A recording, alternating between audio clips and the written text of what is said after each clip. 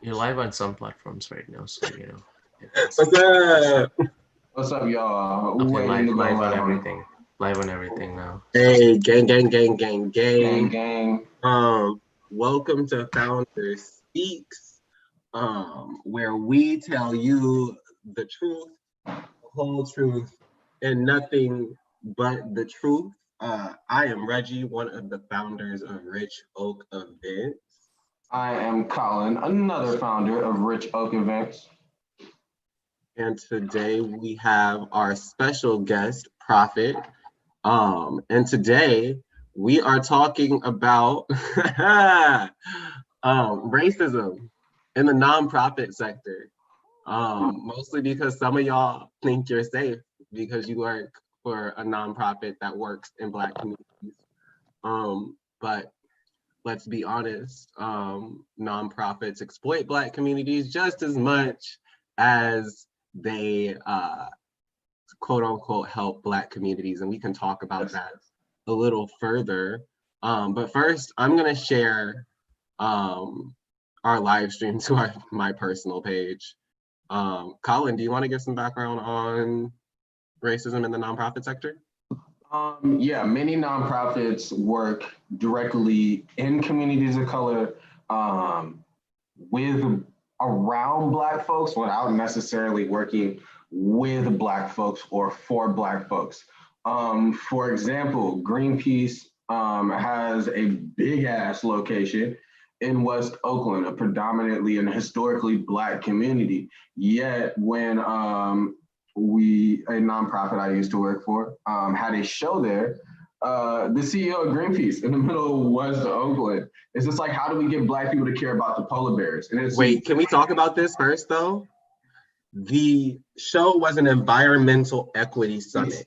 This was not a show talking about how can we get Black people to talk about polar bears. This was a show to talk about how can we get the environmental movement to talk about Black people. Mm-hmm. And so, like, what kind of work or what lack of work is going on with communities of color where you are based in a community of color and you don't? How can you work with Black people and have questions about how you can get Black people to care about different issues? It sounds like you've never actually worked with Black people, and this is the case with many different nonprofits. And the biggest thing why is because all their leadership is not Black, and then they're working for or in Black communities with no representation in the upper echelon. So you have a whole bunch of people running shit who are supposed to be here for Black people, but there's no Black people telling them what the fuck to do. Period. It is actually fucking wild. Speaking of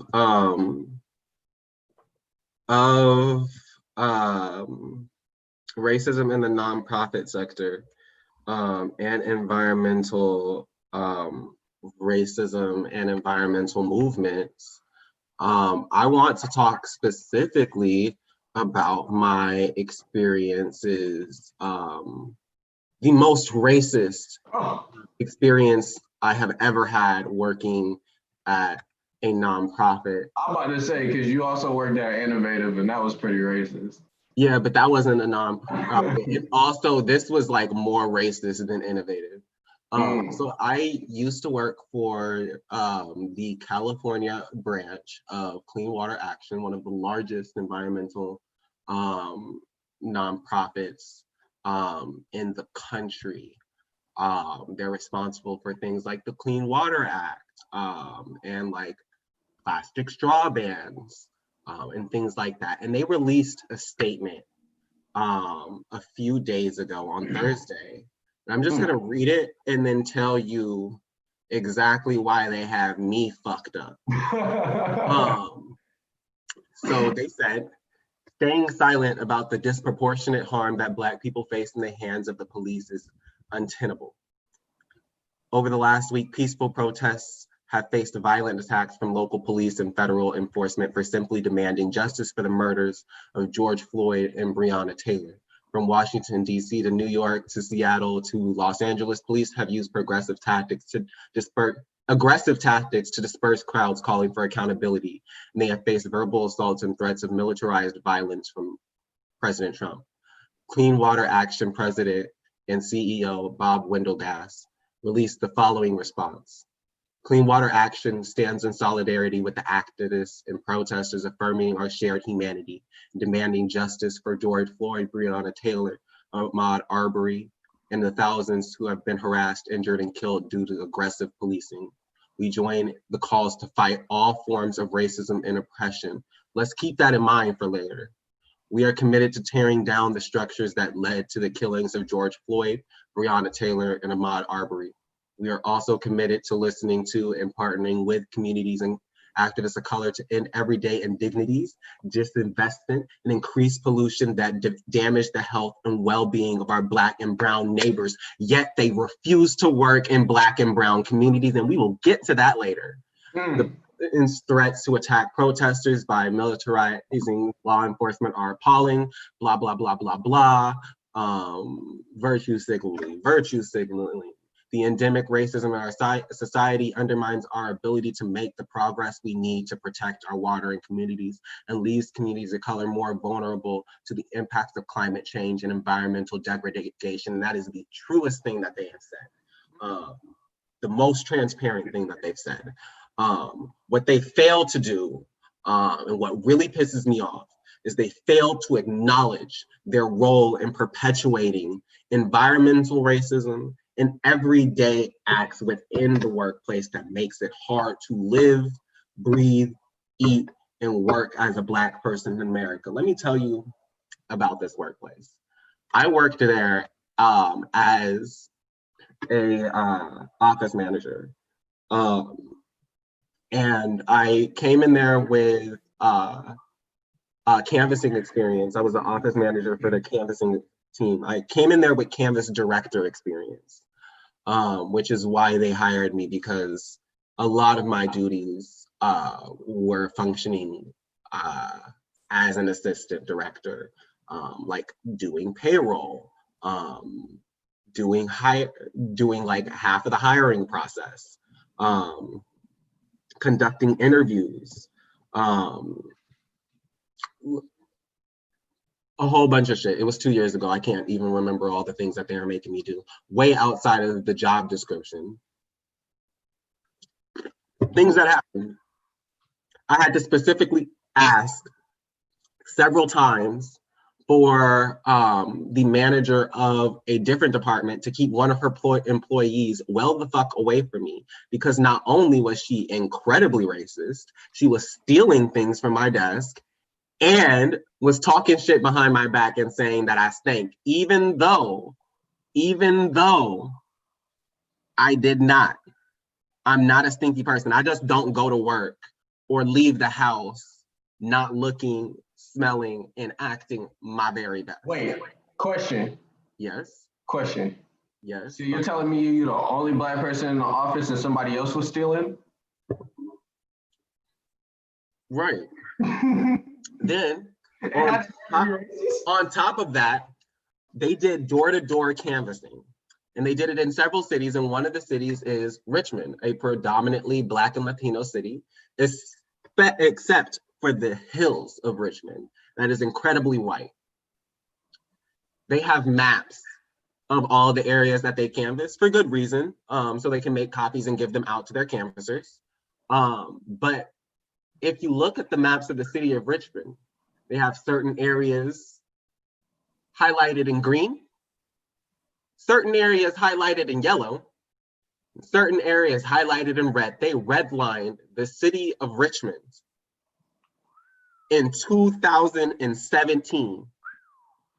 Reggie, we got a message on Facebook, on Oakland Center Facebook from Nicole. It said, on Clean Water Action in California.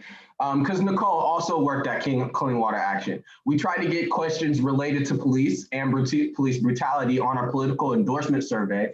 And Bob Wendelgas, the CEO, the one who said, yeah, we stand with Black people, told us it was irrelevant and had no place in our endorsement process. Okay, so let's talk about that, because like, that's not just like what else happened. So in our, so we had a racial sensitivity training because it's not racial sensitivity training if it is run and led by white people. But I said it's actually like quite telling what this organization stands for when I see you working to get straw bans in Alameda, but you're not working to get Chevron out of Richmond, and that is poisoning the air and the water there. And they said, this bitch, I do believe it was Samantha, because we name names here. Yeah, we do.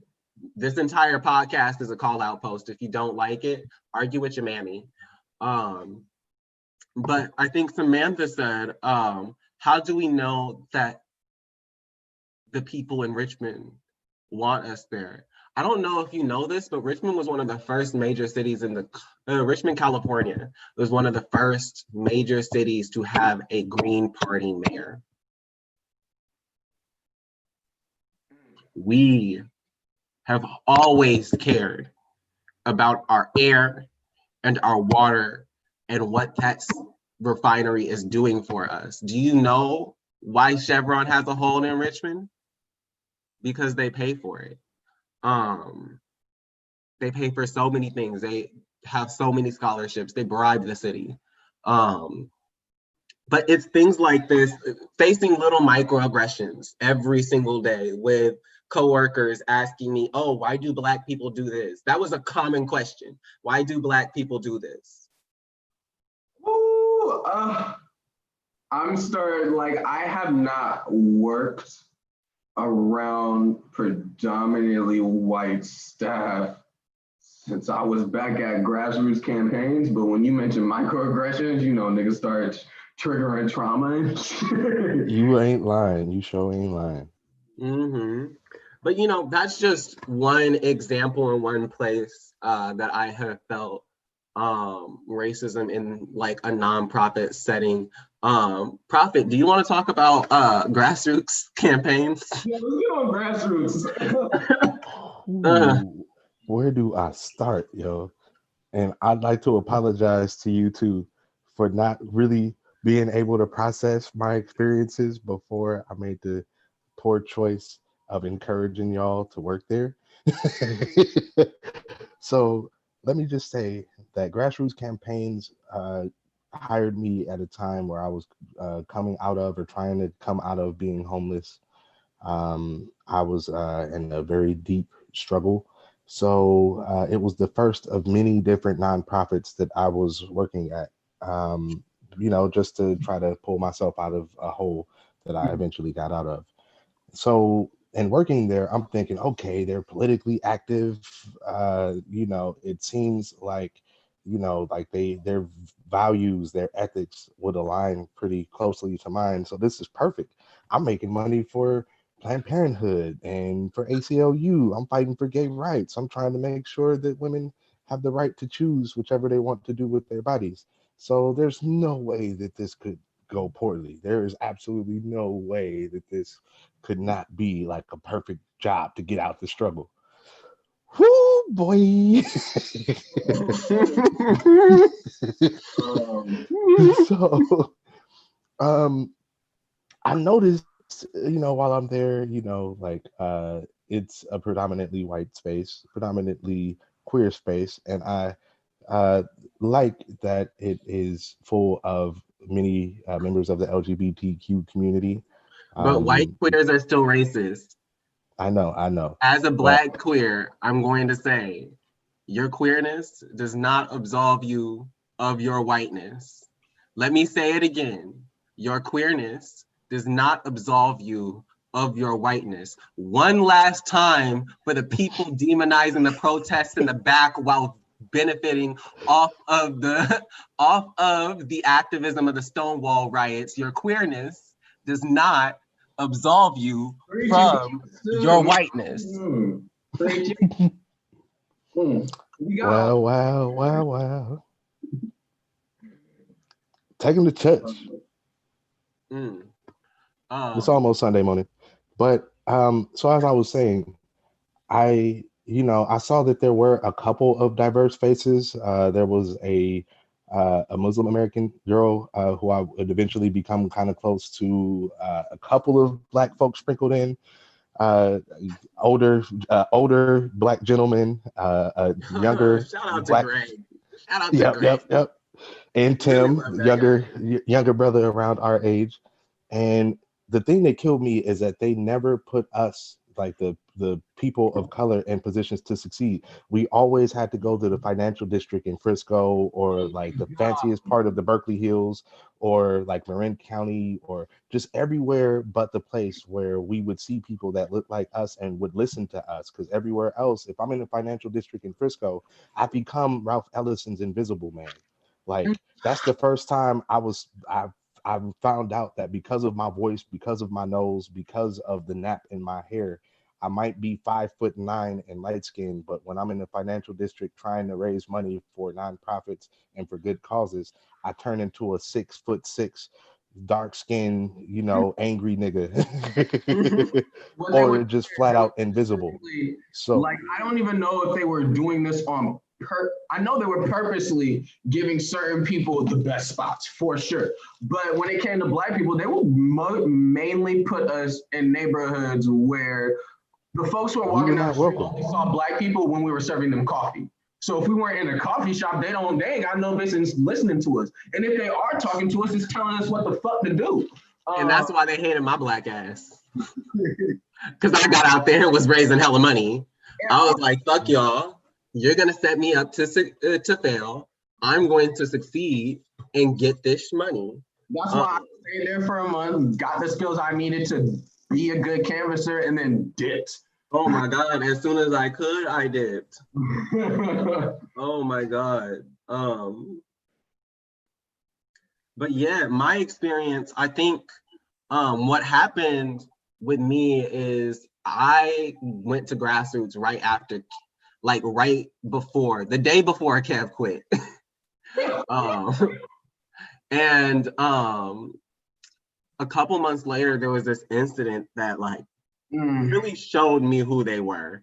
There were two incidents. One, my Black coworker got fired for the same shit that the white coworkers taught him to do. And everyone got caught, and he was the only one that was fired. And then later, ooh, my God, there was this campus that we had. His name was Jamie. Because we name names on here. Y'all know how we do. We name names. We tell you exactly who's in your community. We don't tell you what to do with them because that's on you. Let's not get them confused, because it was not Jamie Williams, the poet. It was not Jamie Williams. Jamie Williams, the poet from the Bay, he's great. It was not him. I do believe he also worked there, and he can attest that it was some bullshit. It was this white dude, libertarian dude. So you mean a Republican with a bomb? No, more like a Republican with ketamine. Or a Republican on coke. So just a Republican. I was just about to say, like, isn't that most of them? Right. But so we were out canvassing, and it was in the middle of like, I honestly don't even remember which set of Black Lives Matter protests it was, because there's been so many. It just all runs together at this point. But he said something to another coworker the day before, another Black coworker. And I didn't know about this conversation. I didn't hear about it. And we were canvassing one day, and he was telling me about it. And then like he explains what he said to the coworker, and I was like, oh no, you were fucking wrong. He said to the coworker that if we allow Black people to just shoot each other, like through gang violence and shit, it'll sort itself out because all the gang members will die, and then it'll just be left with the good Black people. And I was like, that's incredibly racist. And he goes on and on and on and off about Black people. And he ends it. And this is at a point where 2 other coworkers had to like pull me away, and we had to split up our canvassing group and go to a different site, because he said Black people don't want to be free. They want to be the masters. And I immediately lunged for his throat. No, you get your ass beat for shit like that. That's fighting words. Right. And 2 people had to hold me back and had to pull me back, and we had to go somewhere else. And so the entire, and I do mean entire office, heard about it. The entire office, including all 3 of the assistant directors, reported this man to the director. And he did not get fired. He did not get reprimanded. He did not get suspended. He did not get talked to. And this is supposed to be an anti-racist nonprofit. Okay, I think there's comments. Someone said, Kai Gentle said, your relatable communication is outstanding, and a lot of your experience reflect the behavior of many business offices. That is great that you are having the courage to communicate this fact. Thank you. Thank you so much for your kind words. It is, it's not something that's talked about nearly enough. We talk about all of the stuff that happens like in like workplaces and corporations, or we talk about the stuff that happens on the street and with systems, but we don't talk about how the nonprofit industrial complex is just another wing of white supremacy. Hey, yo, Reggie. Spit that poem. Oh shit.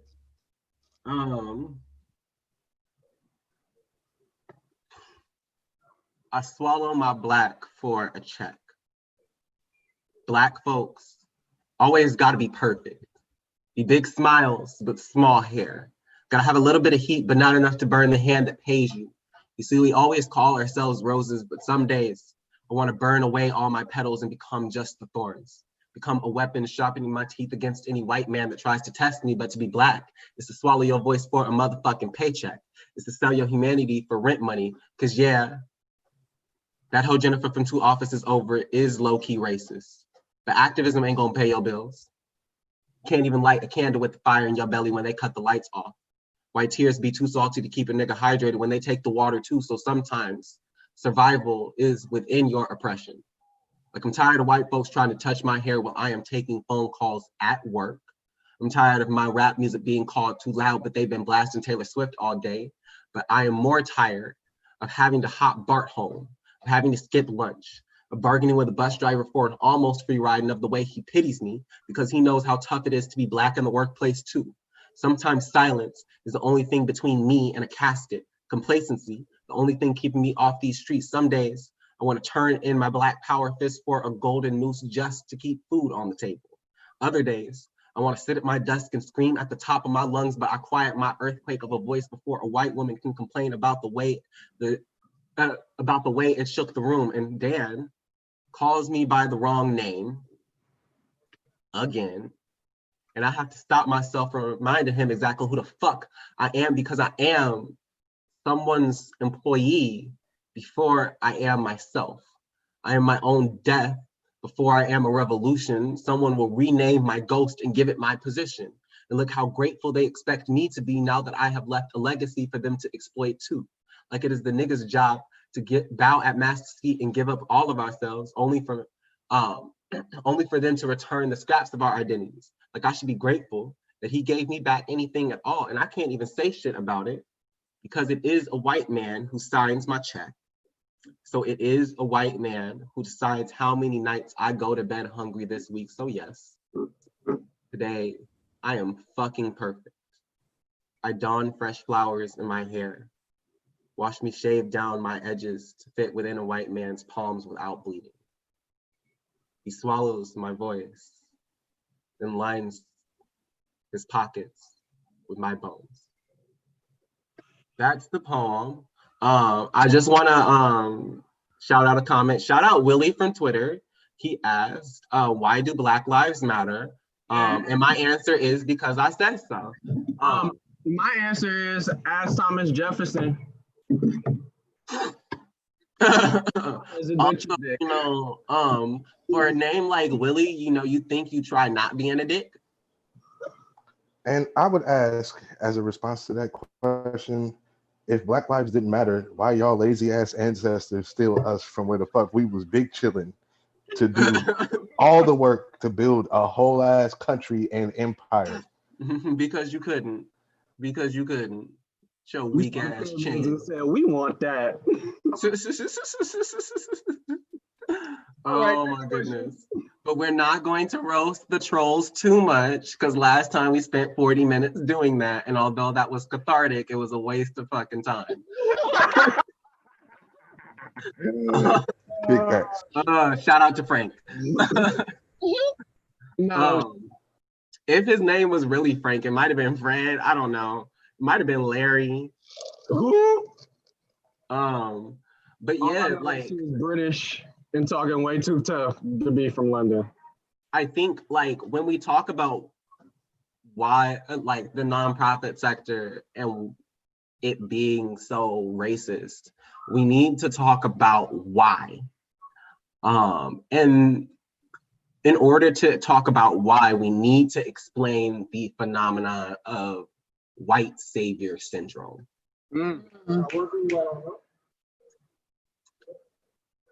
So white savior syndrome is this concept that white people feel that they are so superior to everyone else that they go in, that they feel like the only way to help a community is by them going in and telling everybody how to do things and making the most change and the most noise. The problem with this is that white people ignore that the basis for a lot of disadvantaged, underserved, AKA Black and brown communities is white supremacy and colonization. It is the phenomenon with the problem believes itself to be the solution and doesn't do the work to actually dismantle white supremacy. Instead, instills white supremacy as white people are the only people that can be helpful in this situation. Or as a white person, I am so superior that I need to help. It's a God complex almost. Like, let me help these poor people. And then you get things like, a really good example of this are missionaries. Like, you're going into another country and being like, let me save these poor brown people. Meanwhile, ignoring the fact that they have thousands of years of religious and cultural wealth that go far before the roots of Christianity. So, you know, it's just one example of like missionaries as an example, but what happens is in a white supremacist society, in a society built on white supremacy, this also manifests in the form of nonprofits. For example, I said earlier, the racial justice and racial equity and racial sensitivity training nonprofit was a white-owned and white-led nonprofit. That's white savior syndrome, believing that believing that it's your job as a white person to teach everybody about racism, as opposed to thinking that it's your job as a white person to listen to people of color about racism. You see it in the education system, where you have way too many ethnic studies professors for my comfort. I don't believe that you can be an ethnic studies teacher if you're not ethnic. You're just teaching an anthropology class now. That part. Like, we can't. White people will never understand racism from any point other than from the viewpoint of the oppressor. You will always have that lens. It is constant work to dismantle that lens. You can't be out here trying to save our communities when you haven't removed yourself from being the problem to begin with.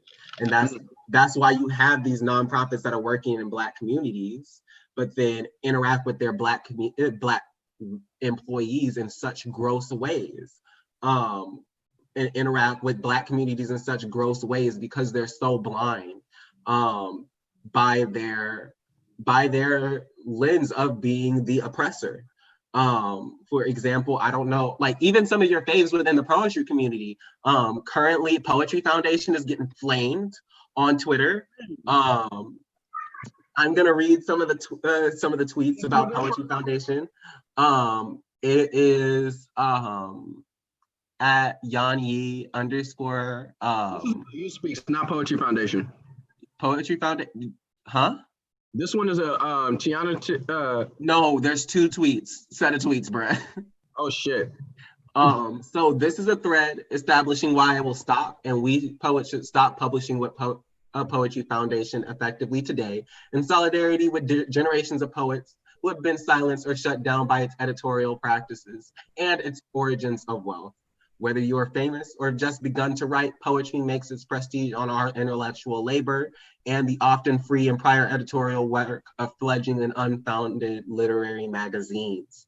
Poetry Foundation and other institutions like it feed off the cultural capital of poets, not the other way around. The only way to demand change and divestment is withhold the artistic capital that we, the poets, possess. Section 1, their response to the police brutality protest this week and coronavirus these past few months have been self-serving and short-sighted.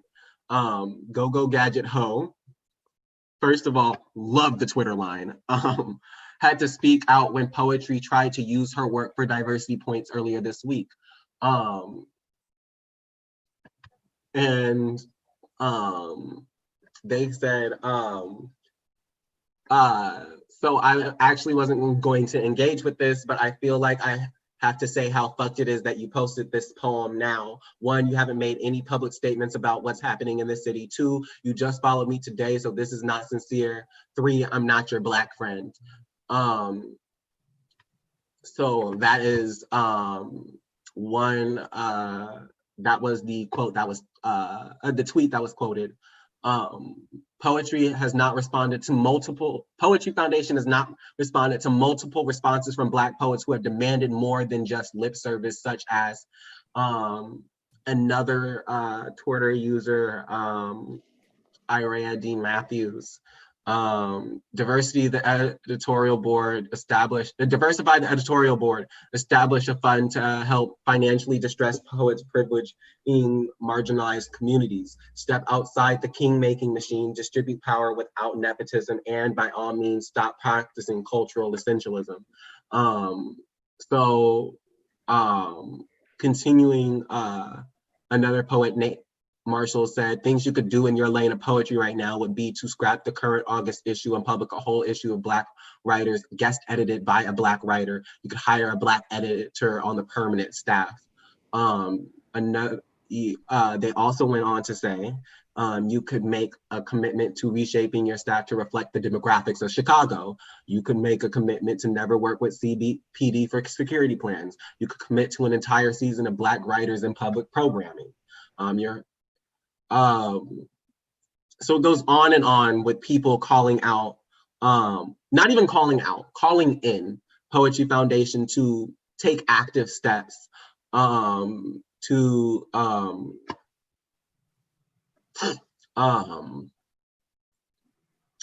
basically to do more, to do concrete things instead of saying we support Black people. Instead of Portia O tweeted, is Poetry Foundation gonna just like stop, is Poetry Foundation going to stop posting Black poems and actually speak about Black people and do something concrete? Youth Speaks has also been called out on Twitter. Portia also called out Button. That was nice. I do believe, Portia also called out Button. Button did respond to that. Button did respond and said, we hear you, we apologize, we understand we could do more. And I do believe they released a statement. or released another statement. So Button did respond. However, you don't have to respond to a call in if you are doing the work already. But with Youth Speaks, a poet, Tiana Bracher, called out the Youth Speaks and basically was like, you know, why are we exploiting exploiting the Black youth that participate in your festivals, and the same Black youth y'all exploit and profit off of, the same Black youth that you continue to put in danger? How are you going to say you active and uplift youth voices but don't do anything for them when they aren't on your stage? Where is your money going right now? Y'all need links for people and places to donate because I got them. And I'm tweeting this publicly because when I and multiple other people reached out in August of 2019 with these concerns after working that violent ass festival in Las Vegas, we were ignored. So what's good? And multiple poets signed on and was looking at it. Another poet, what I believe was one of the was a former or is the current Youth Poet Laureate of Oakland, and is up for the running again this year, mentioned that they literally caught Youth Speaks lying to them about performance fees and underpaying them. So these are many of the ways, just a few of the ways that nonprofits in the poetry community have exploited Black people. It's really important that we understand, as nonprofits, you are not safe from the tendrils of white supremacy. You are in fact built upon it. And it doesn't just extend to white organizations. Even within Black organizations, you see, like, I personally believe, like, we internalize that racism. We internalize that racism, but I believe all forms of oppression are anti-Black, because you can't hate queer people and not hate queer Black people. Queerness is essential to Blackness. Womanhood is essential to Blackness. Transness is essential to Blackness. Being disabled is essential to Blackness. All of these things, all of these identities, these oppressed identities, being Latino is essential to Blackness. Being Asian is essential to Blackness, even within racial identities. Everything, literally everything. If Blackness is the basis of everything, everything is Black. You can't hate other people without hating Black people. And so, you know, even working with Black anti-racist nonprofits and seeing the misogyny, seeing the homophobia, seeing the classism, seeing just the unconcern for the safety of Black employees working in white neighborhoods, in white communities, raising money for them, and being written off, you know, like being told, like, oh, if I get called a nigger, you know, and I don't want to work for the rest of the day, that's a mindset. No, I got called a nigger, sir. I don't feel like working today, sir. Was this I was violently attacked for the color of my skin, sir. And this is like, this is a Black-run nonprofit. This is the one time I'm not going to mention names, because I do respect the rest of the work that they do, and the work that they do in the community. But like, you really need to confront, like, when you're a Black-owned nonprofit, just because you're doing great work in the Black community doesn't mean you forget about the Black community that's within your building. Yes, and I think that's the biggest thing that Black nonprofits forget, that when you are a Black nonprofit working in a Black community, the people who are working in your nonprofit are also part of that community, and you need to do them just as much justice as you are doing the people who you say you're serving. Right. When we go into these Black nonprofits to work, it is because they are serving us. That's why we started working for them. That service should not stop just because we are also serving our communities. And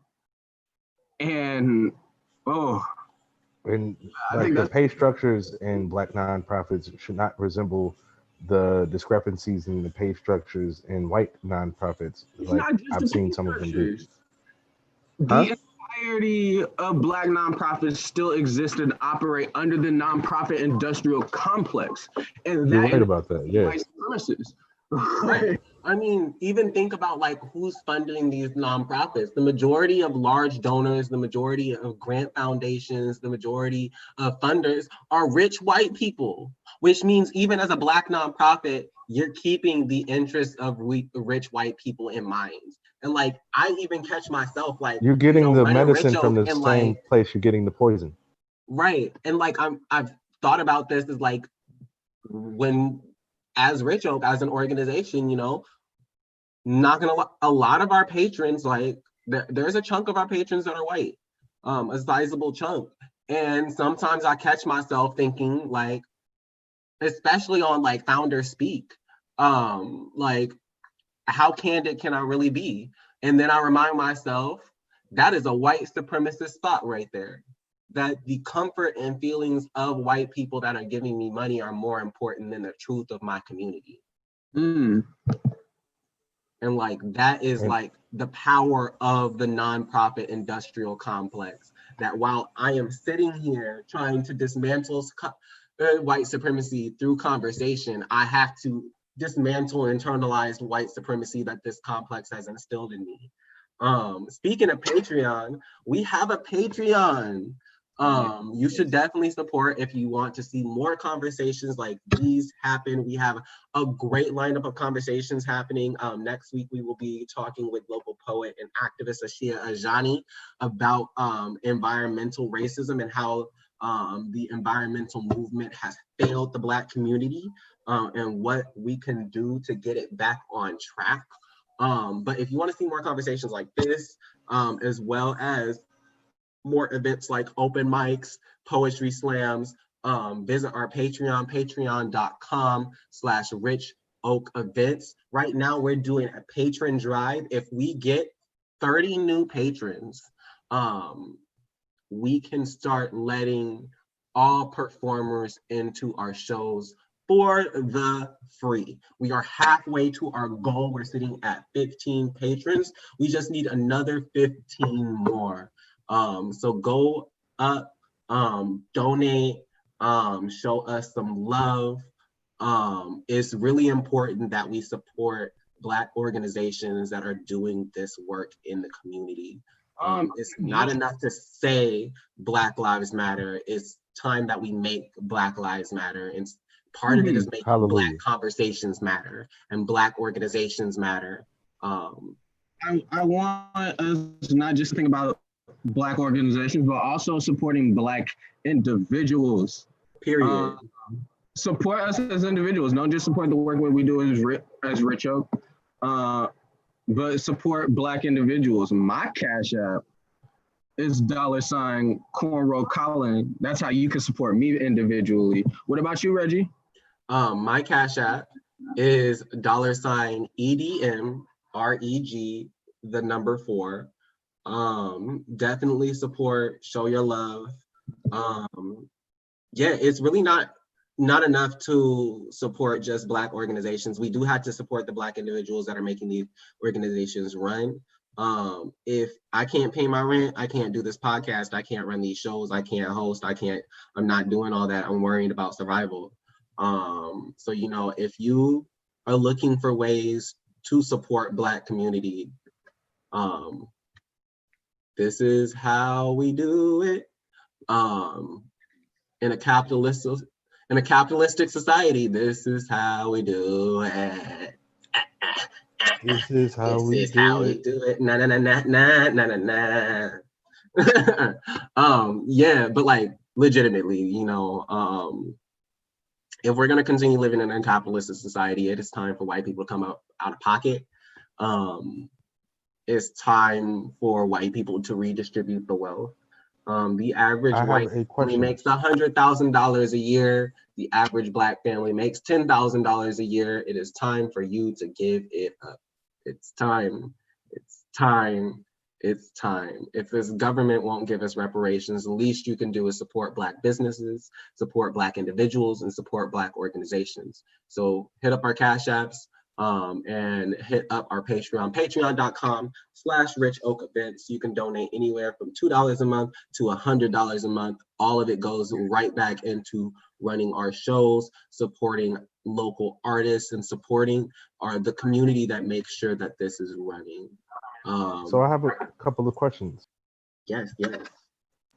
And this, I don't know how much time we have allotted for this discussion, or if it's something we should table for a later conversation in the series. But how can we address these issues that we've brought up in this conversation that happened within the nonprofit sector? I'm so not glad. just in white nonprofit spaces, but in our own, in Latino nonprofit spaces where some of these issues reside, and in other spaces where people of color have ownership, but still perpetuate a lot of these issues that we have brought to light today.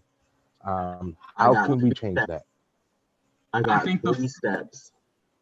One, fire your board. Fire your board.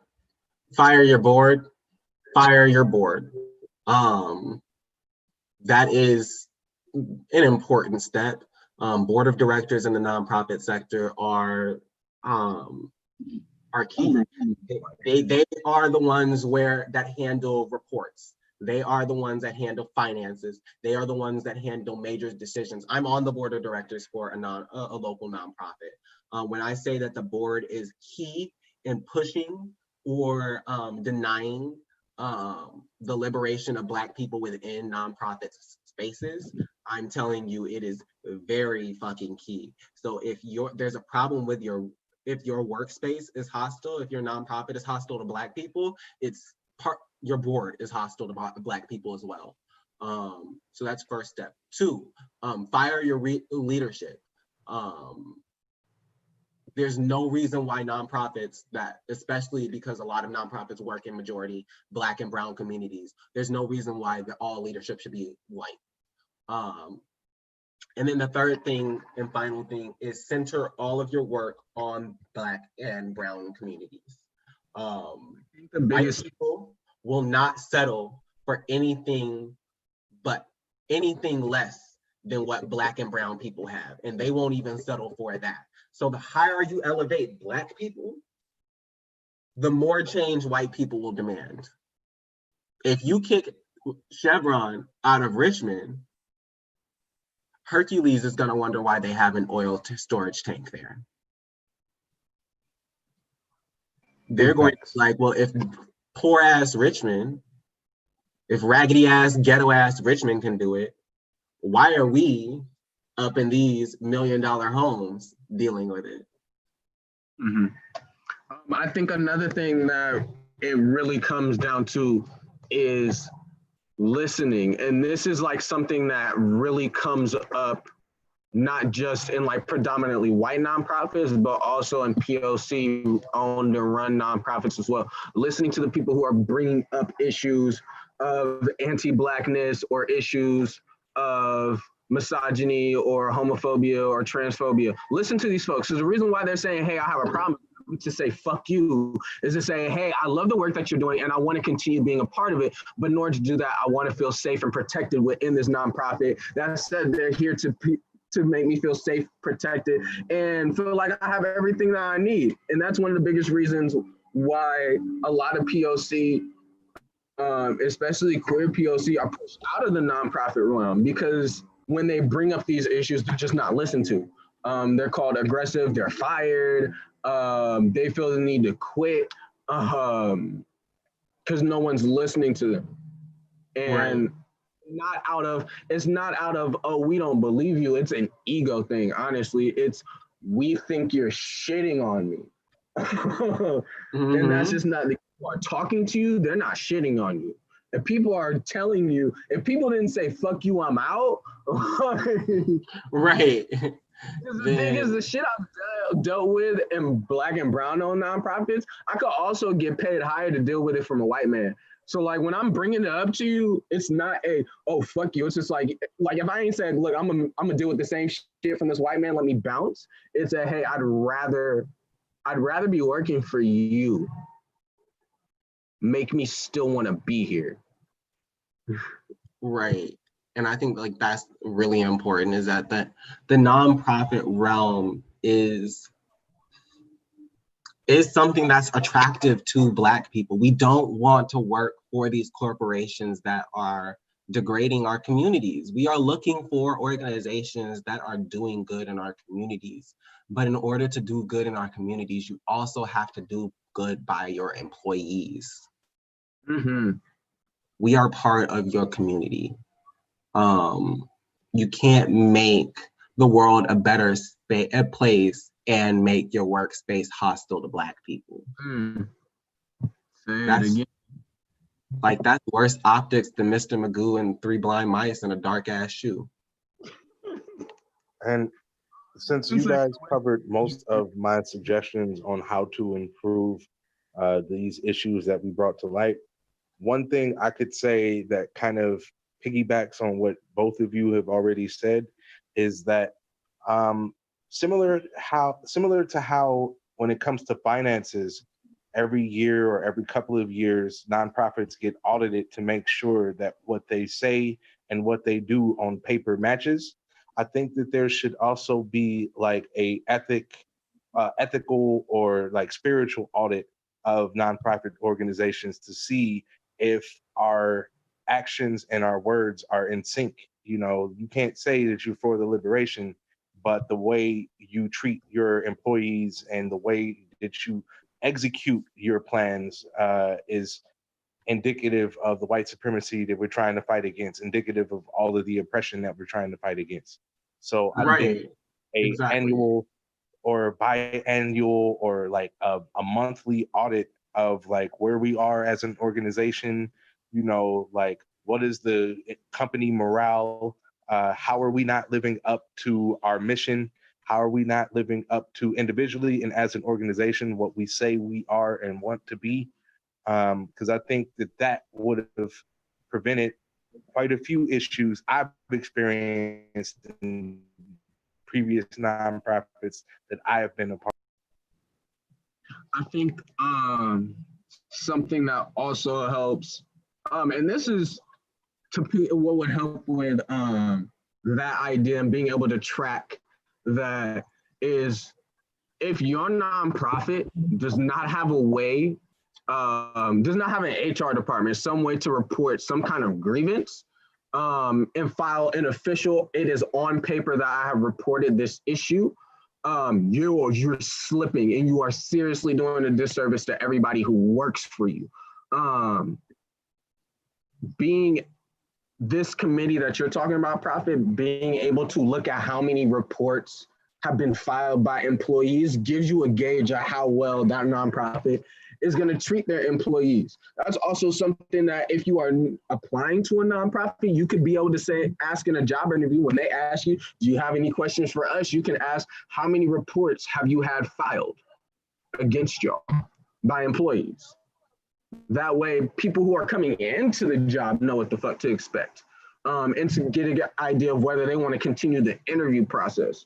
But I implore, if you run a nonprofit and there is no way for an employee to report a grievance, you need to do something right, because they legally need to have a way for employees to report a grievance, but it's like it's more than that. If there's not an active space to do so, and like, here's the thing, a lot of it boils down to egos and leadership. You're not a leader if you can't take criticism. Mm-hmm. You're a power hungry bitch, is what you are. Like, if we're being completely honest, if every single piece of criticism is seen as an attack on your person, you really need to do some soul searching and figure out why you're so fucking insecure. Because nobody is giving you criticism because they don't fuck with you. They're giving you criticism because they know you can do better if only someone pointed out how. Exactly. And the thing is, I don't criticize people I don't fuck with. Let's just roll back a little bit earlier to troll. What was his name? Willie? I didn't give him any criticism. I told him to hold this presidential dick. And that was it. Because who I don't fuck with. So if you're getting criticism, it's because people fuck with you. They want to see you do better. Right. And learn the difference between criticism and talking shit. Like, that's the thing. People think that talking shit is criticism and that criticism is talking shit. There are also examples of nonprofits or organizations with a robust HR department, but a culture where folks can't trust that, like they can go through HR and not feel, not have the risk of being. I don't trust Janet. Huh? I don't fucking trust Janet. I don't trust Janet from HR. I don't trust any, like, exactly. There needs to be a person of color, a Black person specifically, honestly. If you have no Black people in your HR, you're doing something wrong. You can't be afraid of, having someone like take revenge against you, or like you can't be afraid of repercussions when you're trying to air grievances or explain what you are unhappy with or something that you took exception to. And unfortunately, there are spaces where, because everything in the nonprofit sector is like really fast paced, so you gotta keep making sure the money is coming in. You gotta make sure that you're hitting on every level, and it's almost like it goes against the organizational culture to slow down and really take stock of, like, do we have a culture where people are comfortable airing out their grievances, or are people silencing themselves because they know or feel that they won't be heard? Right. And that's a conversation that I had at my job, because I'm currently working for a nonprofit. But it's a conversation that leadership started. And that's where it starts. We cannot wait to have these conversations when the grievances happen. We need to start having these conversations and making these changes proactively. Meaning, don't wait to get called out before you make a statement on Black Lives Matter. Don't wait until you get called out to diversify your board. Don't wait to get called out before you fire that person that everybody knows is racist. It's time that we stopped waiting for bad things to happen and start making the preparations necessary to create good situations. It's like you wouldn't be in damage control all the time if you reevaluated your foundation. You wouldn't have been caught slipping. If you get ready, you ain't gotta stay ready. You ain't gotta get ready. All you have, it's not hard to proactively do things for Black people. The only hard thing is admitting that it needs to be done. It's wild. You see things like the NFL saying we were wrong to ignore the protests of players. At the same time that they gave and continue to give exceptional spotlights to all different branches of the armed forces during halftimes of the games, during commercials of the games, and making sure that our military is being promoted and propagated all the world over, but we can't show that same energy or platform to the people who make their money and the communities and cultures that they come from. I find that shit asinine that several years after one of their players who comes from that community and comes from the culture affected by police brutality, by white supremacy, we blackballed that nigga and damn near any and everybody that took part in that movement. And then you give a empty sum of $100 million over the span of 10, 20 years like they did after they got backlash about having a problem with people kneeling to combat social injustices. They okay, well, we're going to start a nonprofit where we try to address these issues and give $100 million over a long span of time to it. But it's Give these niggas their didn't really job. address it. Give these niggas their jobs back. You can start there. Or no. A bunch of people out of Why a is job it- and then just say, oops, my bad. The fuck? Why is it that 80% of the players are black, but only like less than 10%, like if that, of the coaches are black? Why are very few, if any, of the general managers black? Why is it that none of the team owners are black? Why is it that most of the executives in not just football, but in damn near every sport are lily white? None of the organizational structures of each team in each league look like the fucking people playing the sport. And I don't understand And you know that. what the gag is, though?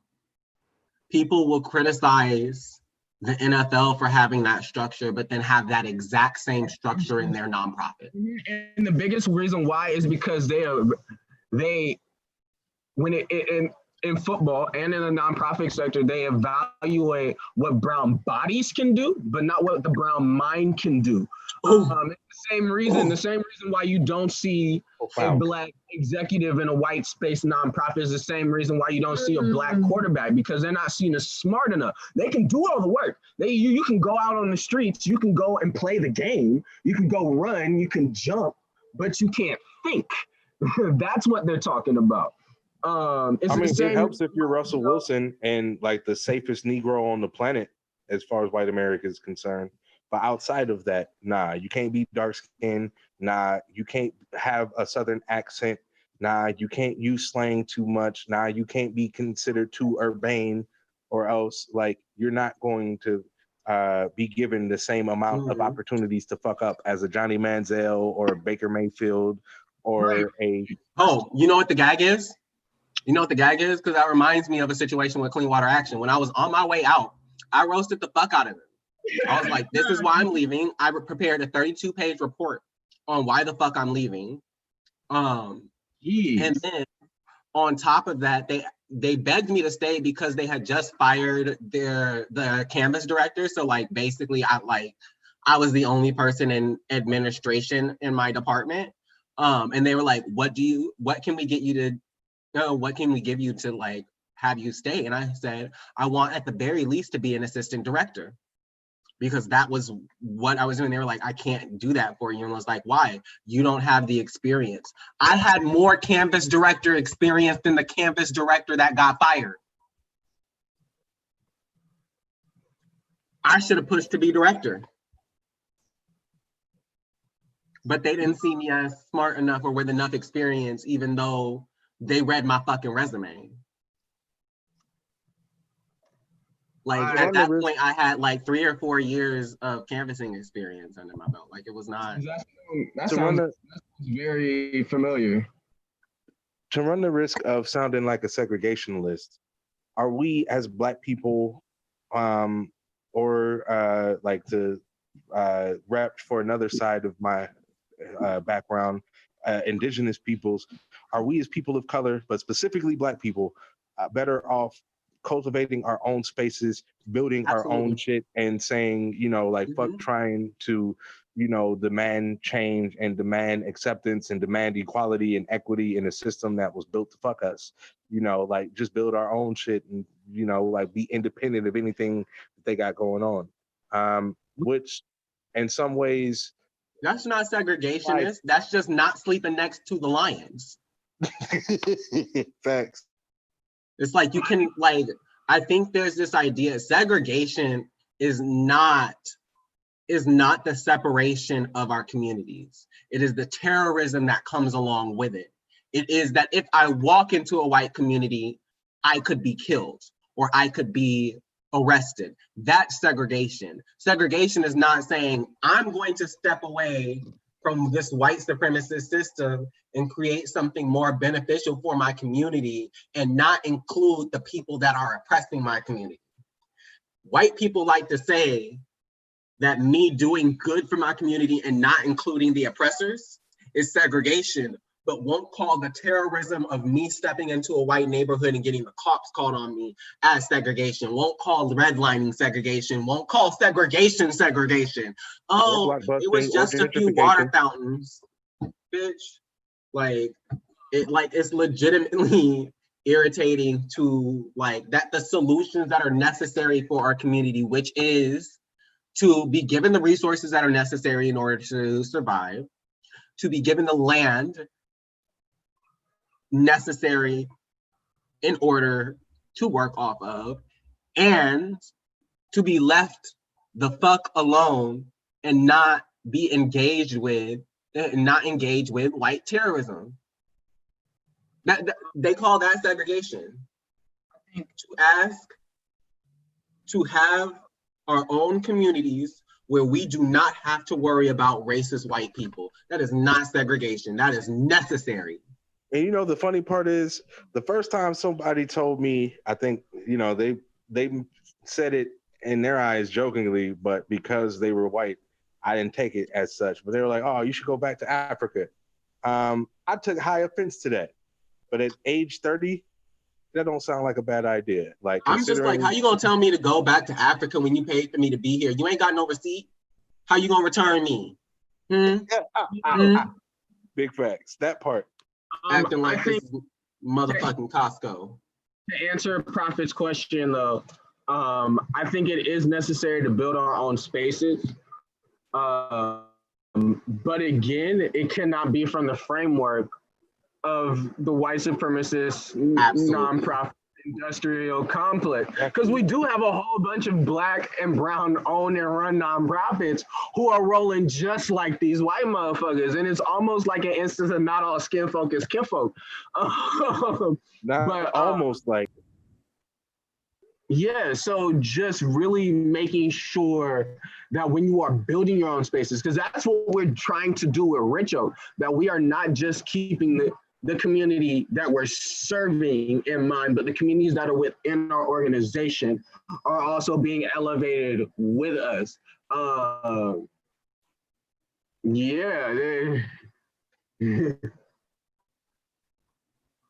think that's to answer your question. Right. I think it's also really important to acknowledge that racism is not a system.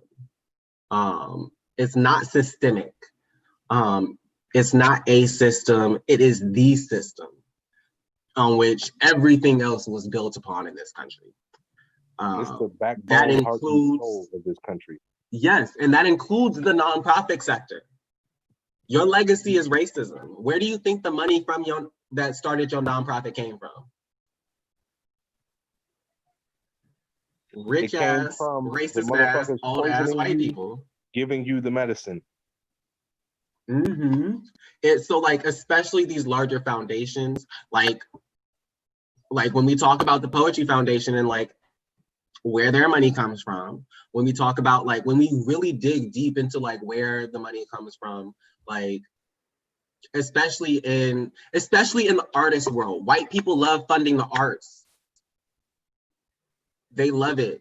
But like when you look at who's funding the arts, you really have to be critical. You know, where is this money coming from? Where do most white people get generational wealth? From slavery or exploitation? One or the other. Pick your poison.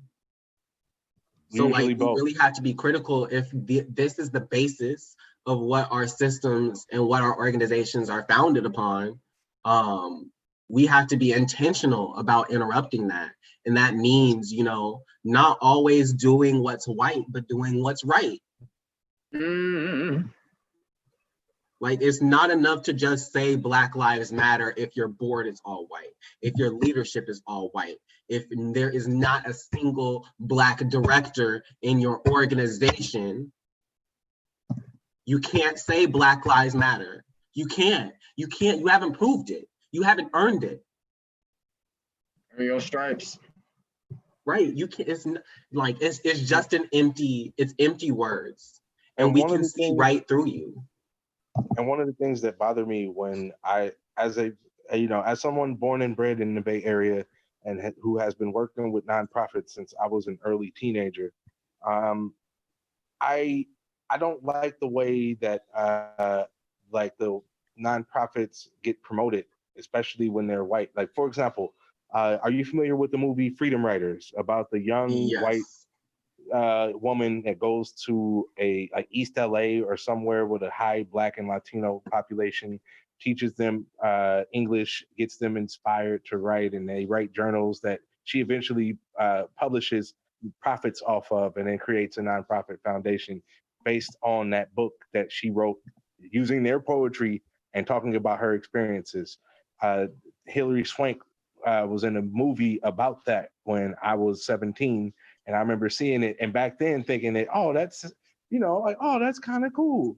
But now that I am older and I have experienced that from both perspectives of being the youth that was involved in a nonprofit that like helped me to better engage with my academics, and also being that teacher going into the poor community, working with a nonprofit or through a nonprofit to work, to try to do good work in that community.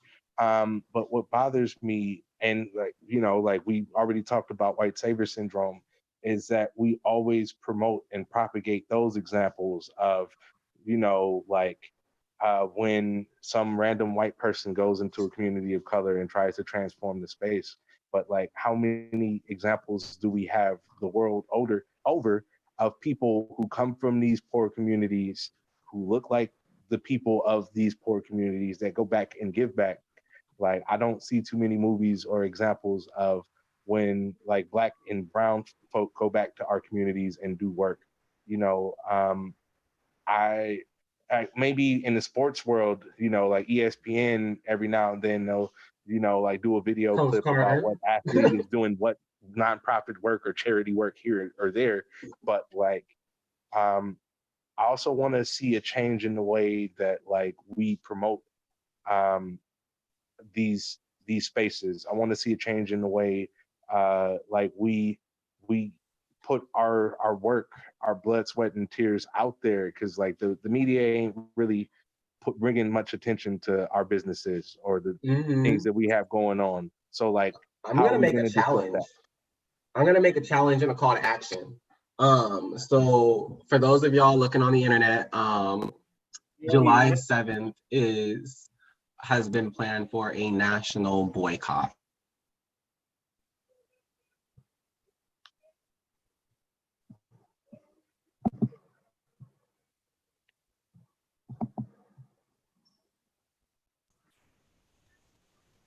I think Reggie just got kicked out of the meeting.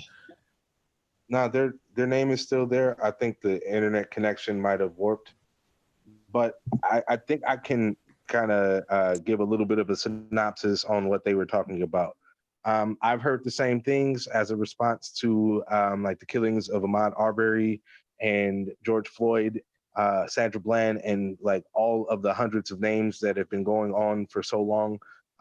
People have been trying to organize a July 7th blackout boycott, where like it's essentially designed as a day without Black people. If Black people do not give money, I do not purchase anything, do not give money to any non-Black space, like we only spend money in our community on that day, like how much will it affect the economy, and how much more change can we affect by doing that?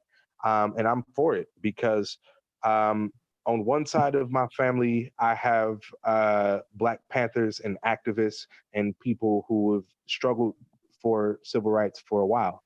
On the other side of my family, I have street folks, and I don't want to bring too much attention to that part. But the one thing that both sides of my family have in common, or can agree to, is that when like the OGs in my family were coming up, that was at a time where the dollar would circulate in the Black community 6 or 7 times minimum before it left. And now we can't get a dollar to circulate in our community once or twice without struggle.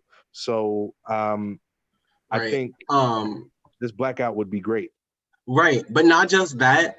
It's not just about like not spending money in white communities, but like, yeah, spending money on Black businesses and making our money circulate. So I challenge every single person who is donating to organizations, do not divest all of your money from white-owned organizations.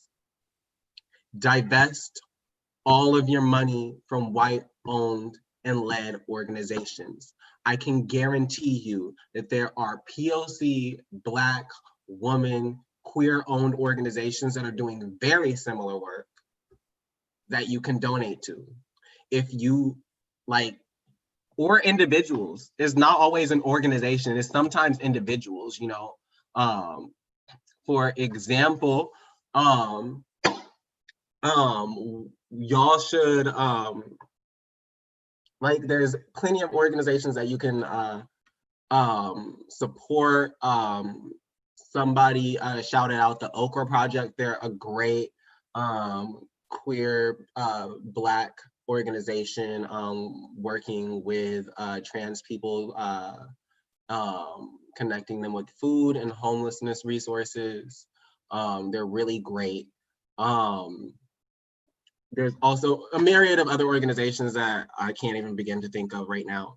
But it's your job, especially, I'm really calling on white people to do this. It's really your job to determine where your money goes.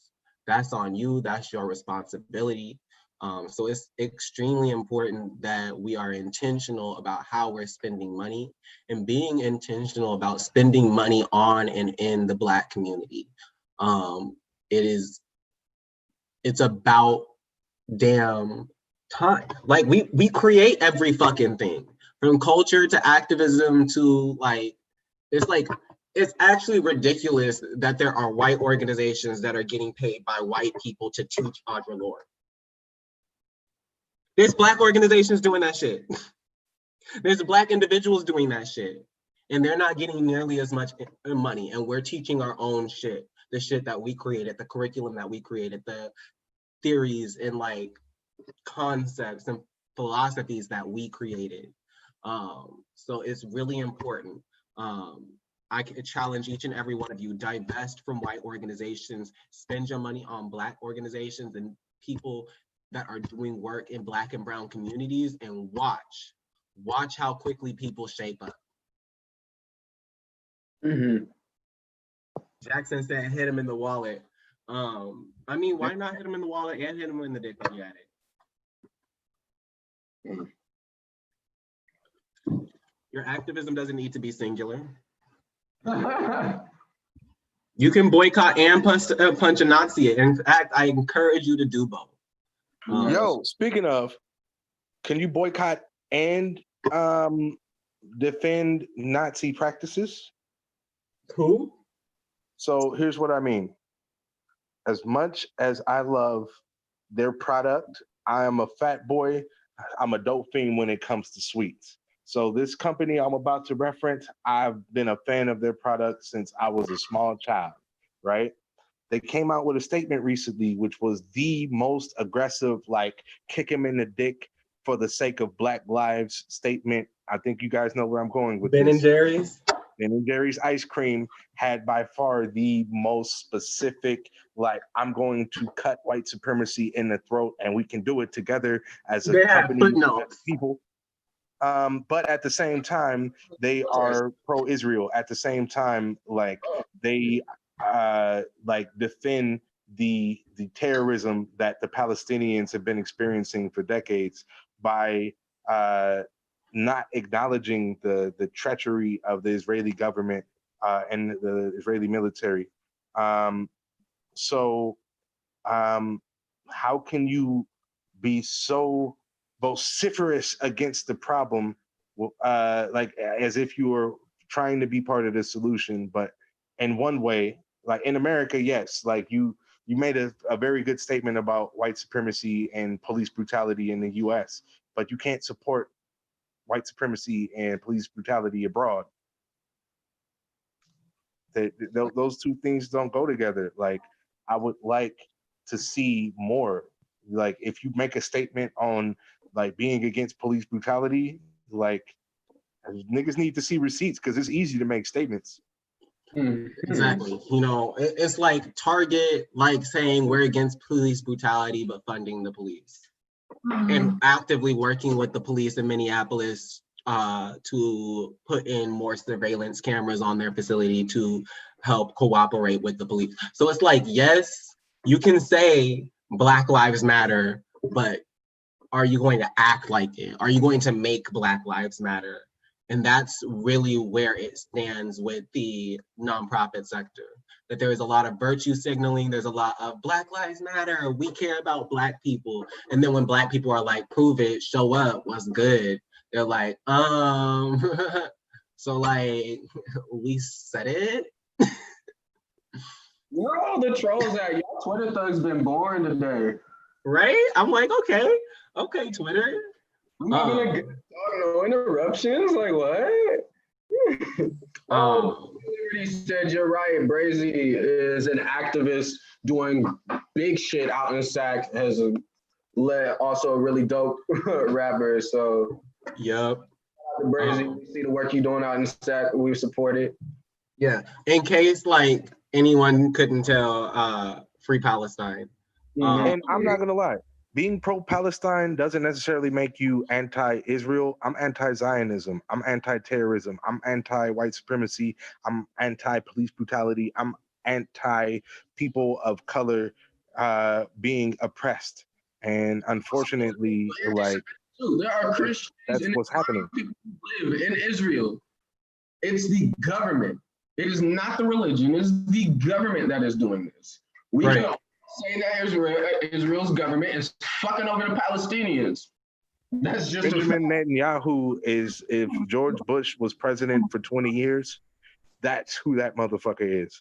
If Donald Trump was president for 20 years, that's who that motherfucker is. And he's only now finally relinquishing a little bit of power within that country. I do want to say, shout out to my roommate for bringing the bubbly rosé. We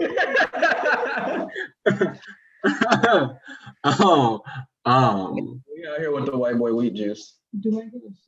See, I can't stand with you. I can't stand with you in that. It's all about the white girl grape vinegar. But yeah, it's also that like a lot of police departments send officers to Israel to train. So a lot of the tactics that you see being used on civilians here are military tactics that are used in war by one of the most highly trained national defense groups in the world. The knee on the neck tactic is one of them. Although I doubt that it's supposed to be used for 8 minutes and 46 seconds. You know, I'm just a nigga with a brain, so you know, I assume that you're not supposed to put your knee on somebody's neck for that long. But you know, to be honest though, it's the that Neanderthal militarization of our police force has been going on for a long time now. I remember when I was teaching at Kennedy like 5-6 years ago, one of the people that I was teaching with, who lived in Kennedy Manor at the time, noticed not the manor. Yes. Noticed that there was a series of tanks in the like that. I want to say government building. I don't know exactly what it is, but it's covered by a lot of bushes down Cutting Boulevard. It stretches from like the Manor to damn near Spring Street. It's like this long stretch of bushes that are covering, you know, like military vehicles and stuff like that. And, you know, like I remember 6 years ago, like my friend telling me about seeing tanks there, and I was thinking she was a tinfoil hat conspiracy theorist until I was on the bus traveling down Cutting Boulevard and saw it myself between the bushes and the chain link fence, like a series of tanks and other militarized personnel, like right in the middle of the hood. It might be a National Guard site because like South Richmond is very close to the marina, but you know, and that was 6 years ago during the Obama administration. Okay, but like, So is downtown San Francisco. That's close to the fucking marina. So is Alameda. That's close to a fucking marina. But they have it in the hood of Richmond for a reason. Because they know if these niggas pop off, They gonna pop. they gonna pop. But yeah, we're sitting at an hour and a half for this conversation. Are there any things, last thoughts that we want to talk about?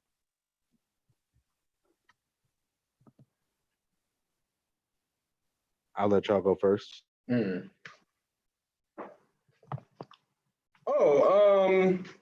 Arvin wants us to mention, we just celebrated our 3-month anniversary with our donor, Alice Grimm, who's been donating $100 a month for the past 3 months, and Sarah O'Connell, who just signed up for $100 a month last month.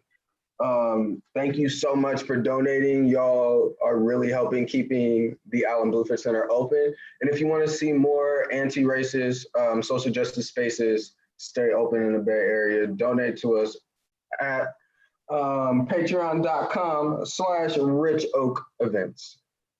Patreon.com/richoakevents. Yeah, it's really important that you donate. We can't continue doing this work if it's not being funded. So definitely keep the Alan Bluford Center open. There's other tiers where you can donate anywhere from $2 a month to $100 a month. I'm serious. Every little bit counts. Especially now. We don't charge for any of our events right now because it's all online. Which means our Patreon donations is the only thing that's allowing us to pay poets prize money for slams, to pay our features, to donate to the Alan Bluford Center to keep that space running. Normally, we would have maybe like upwards of $1,000 in income, and right now we're sitting at 50, or 250, 200 of which goes to the Alan Bluford Center.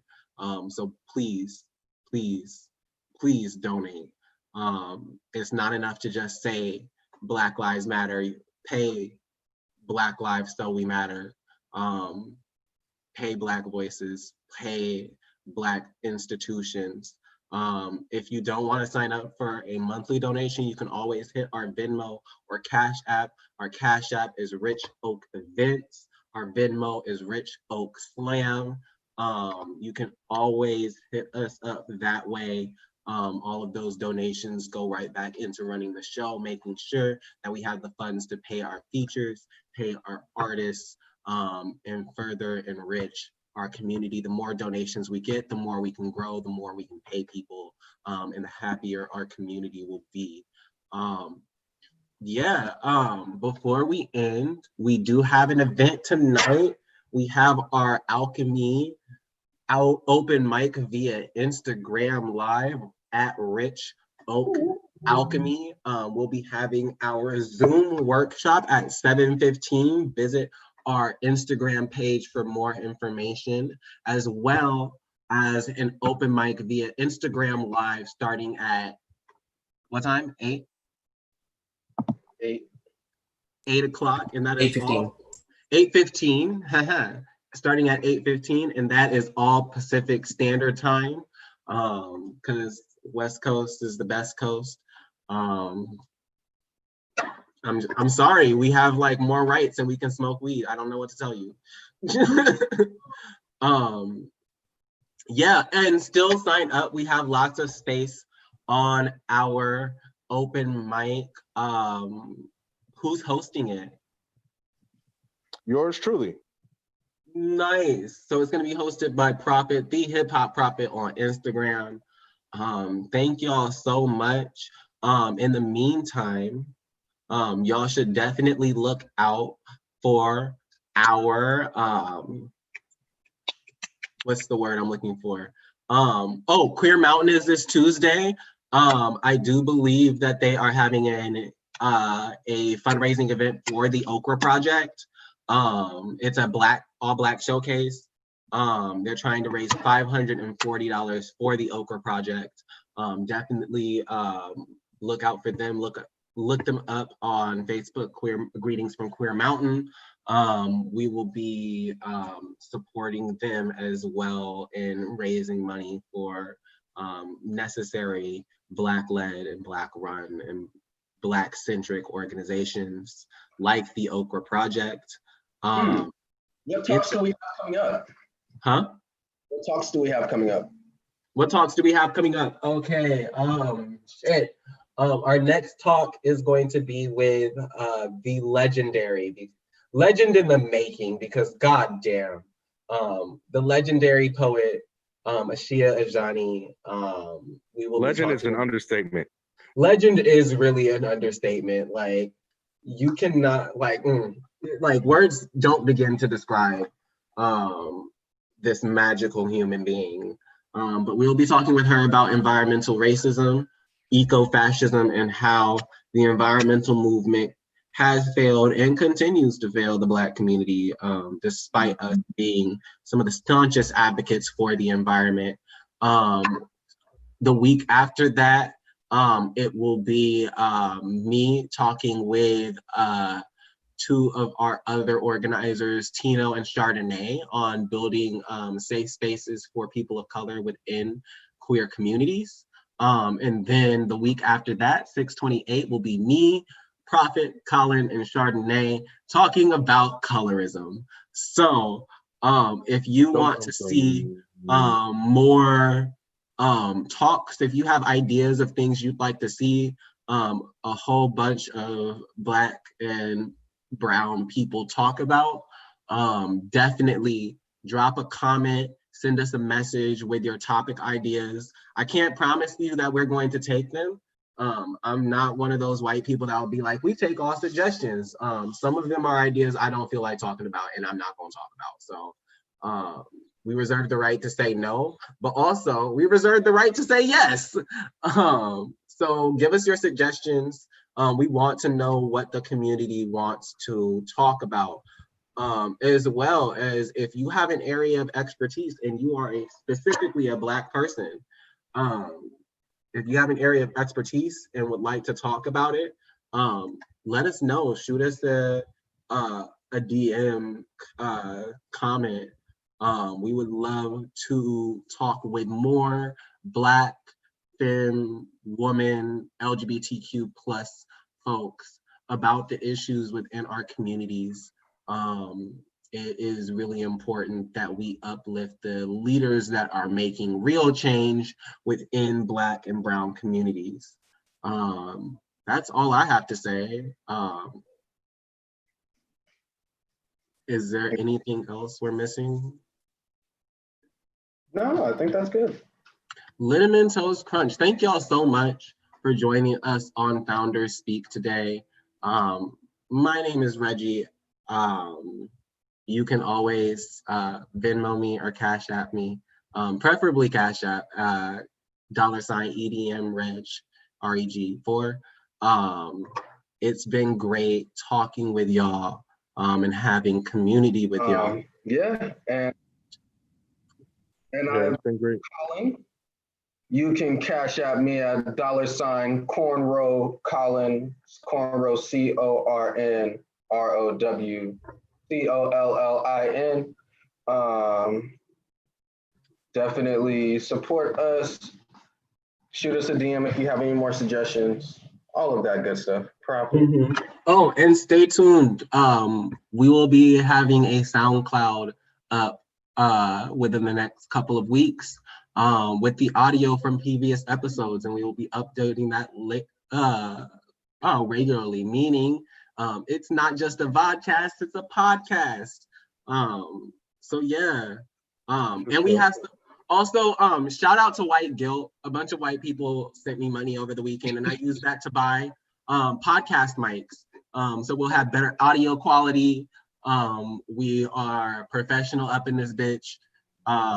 So yeah, thank you so much for your support and for your donations. And then follow it up with Up in This Bitch, Reggie. But we Black, so that's what we do. Exactly. Everything we do is up in this bitch. Stop playing. It's I'ma not give like a I'm final outside thought. of this bitch. I'm not in my backyard, so I don't know what to tell you. But it's been like legitimately real. Love, Sure. peace, chicken grease. Please stay safe out in these streets. Please stay in these streets. Don't let the movement die just because we've gotten rights. We've gotten some of the stuff done. I got a final comment. Remember, we did a lot with just a week of protests. What will 2 weeks of protests get us? So yeah, stay strong. I will see you in the streets, at online events, and in spirit. Peace. Prophet has a final question, a final comment. Oh yeah. More like a final comment. So like I'm gonna start by saying Cash App is hating on your boy. So like you can donate to my Venmo, which is M as in Mike, C as in controller, Prophet, PROPHET, message, not money. But my final thought is when it comes to working in the nonprofit sector, like running a nonprofit, being involved in the nonprofit industry, or like dealing with all of the stress that comes with being in the nonprofit sector, to all of my Black and Indigenous people of color that are in the nonprofit sector, don't lose hope, don't lose faith, don't let the frustrations that you might be experiencing now say like, oh, fuck this work, or fuck trying to make the planet a better place because I'm running into a brick wall, or like I feel like I'm not being heard, or I feel like we are not living up to our mission. Just be the change that you wish to see in the world. Shit, Don't build your own quit. shit. That's what we doing. Like speak up, get loud, like be active. If you aren't made whole where you are now, find somewhere or create the place where you can be made whole and do the work that you very much so want to be doing in the community, making this a better place. Them protests are essential right now, but so are the protests in the classroom, the protests in the courtroom, the protests in city hall, in city hall or city council meetings. So yeah, like the nonprofit sector, as much as it might seem like we're kind of shitting on it in this conversation, it's still something that can be an arm of the revolution. It can be something that bridges the gap between the America that this country claims to be and what it is. Period. I'm so glad that you said that. Please don't give up hope. Push for change, demand change, especially now people are looking. People are looking for ways to help. They feel guilty.